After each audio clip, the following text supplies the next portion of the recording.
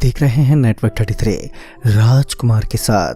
दोस्तों, आज की वीडियो में आगे बढ़ने से पहले कमेंट बॉक्स में दिल से लव यू मॉम लिखना ना भूलें, क्योंकि आज की कहानी माँ को समर्पित है। तो चलिए बढ़ते हैं आज की कहानी की ओर। दोस्तों, मेरे पिताजी के गुजर जाने के बाद अब मैं और मेरी माँ लोगों से भरी दुनिया में एकदम अकेले पड़ चुके थे। जो चुनिंदा रिश्तेदार थे वो भी अब हमें देखकर आंख चुराने लगे थे। मेरी माँ मुझे किसी तरह पाल तो रही थी, मगर कुछ महीनों ने ही माँ की पहाड़ जैसी हिम्मत को चकनाचूर कर दिया था। गिरती सेहत ने उन्हें बिस्तर पर ला पटका था। मैं महज 12 साल का ही था, पर कुछ ही महीनों ने मुझे मेरी उम्र से कहीं ज्यादा सिखा दिया था। उस रात मेरी माँ बुखार से तप रही थी और मैं वहीं उनसे लिपटे हुए रोए जा रहा था। मुझे कहीं ना कहीं लग रहा था कि मेरे सर से माँ का साया भी उठने वाला है। तभी देखते ही देखते मेरी माँ बेसुध सी हो गई और उनका शरीर अब पानी बन चुका था। मैंने पहले कभी माँ को इतना खामोश शांत नहीं देखा था। फिर जब मेरी नज़र चारपाई से झूलते माँ के हाथ पर गई तो मेरा कलेजा एकदम से फट आया। मेरी माँ गुजर चुकी थी। वो दिवाली की रात थी। बाहर चकाचौंध कर देने वाली रोशनी उस वक्त इतनी धीमी पड़ गई थी कि मेरी छोटी सी झोंपड़ी के अंदर तक वो नहीं आ पा रही थी। मैं रोते रोते कब बेहोश हो गया मुझे पता ही नहीं चला। फिर जब मेरी आंख खुली तो सुबह हो चुकी थी। मैं वहीं माँ के चारपाई के नीचे पड़ा हुआ था।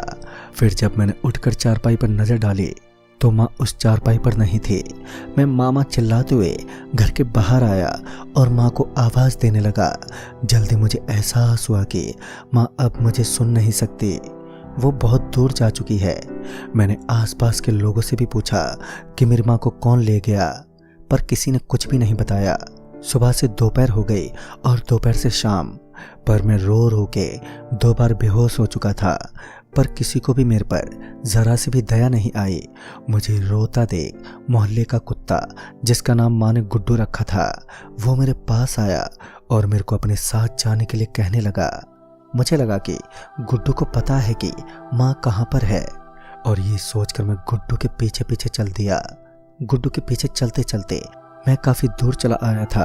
ऊपर से सूरज भी कब का ढल चुका था और उस सुनसान जगह पर मेरे और गुड्डू के अलावा कोई और नजर ही नहीं आ रहा था। तभी गुड्डू जंगल की तरफ जाने लगा।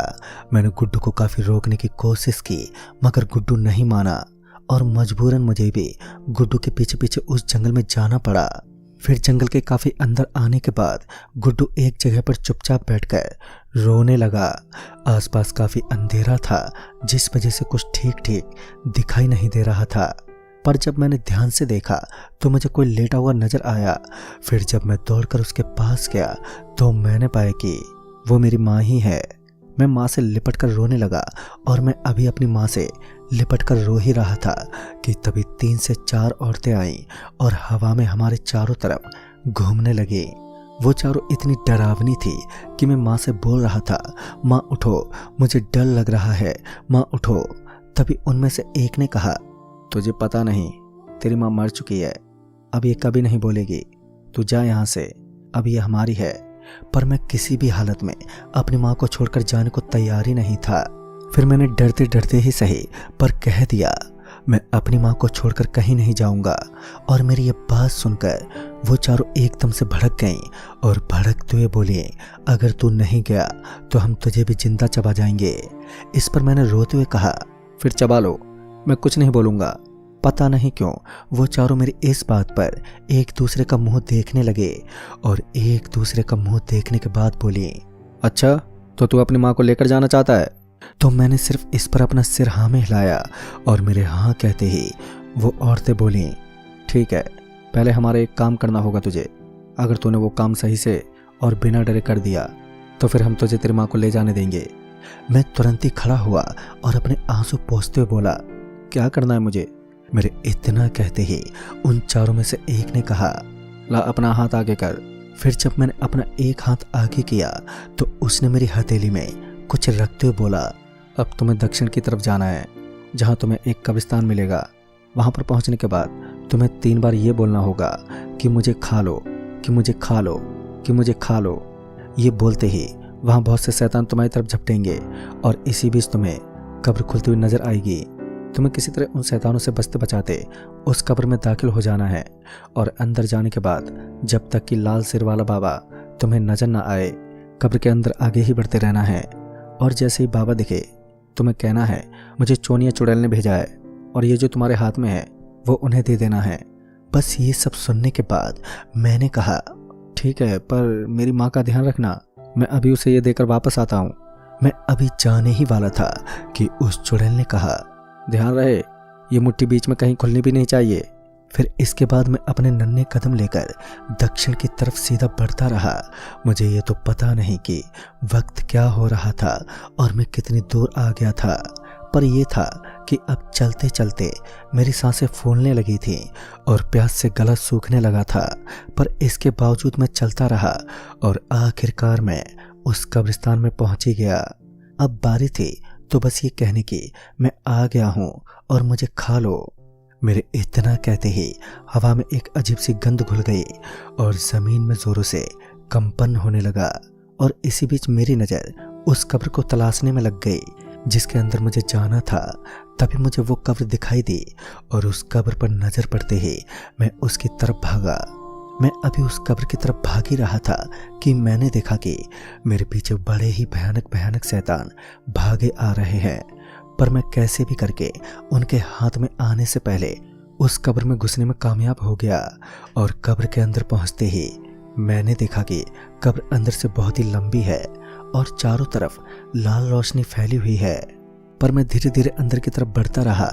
फिर जब वो लाल रोशनी गहराने लगी तो मुझे लगा शायद अब वो लाल सिर वाले बाबा मिल ही जाएंगे। और हुआ भी कुछ ऐसा ही।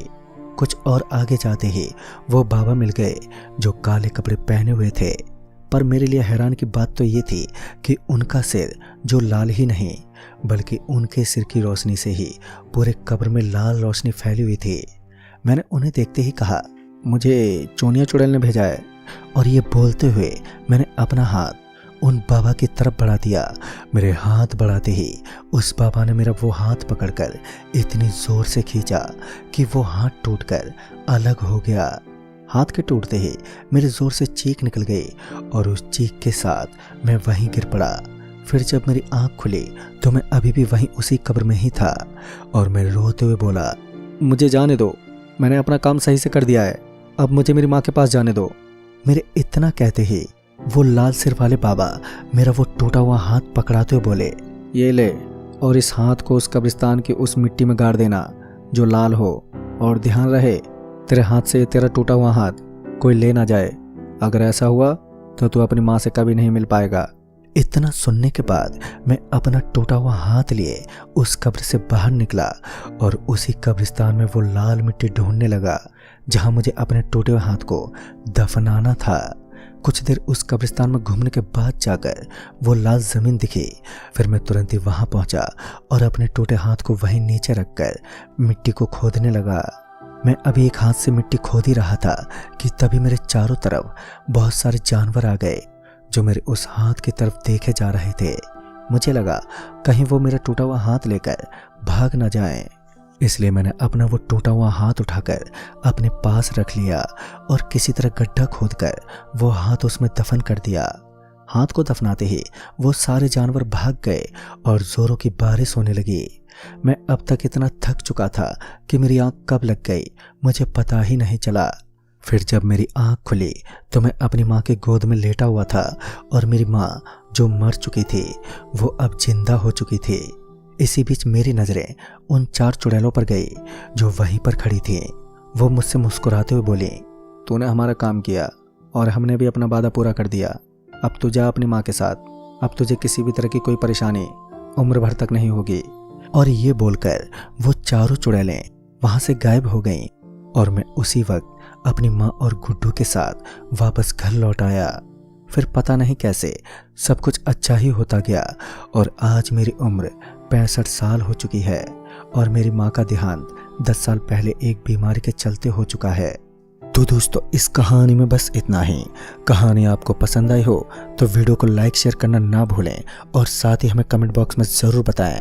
तो मैं आपका दोस्त राजकुमार जल्द ही मिलूंगा ऐसे ही एक और नई कहानी के साथ। तब तक के लिए बाय एंड टेक केयर।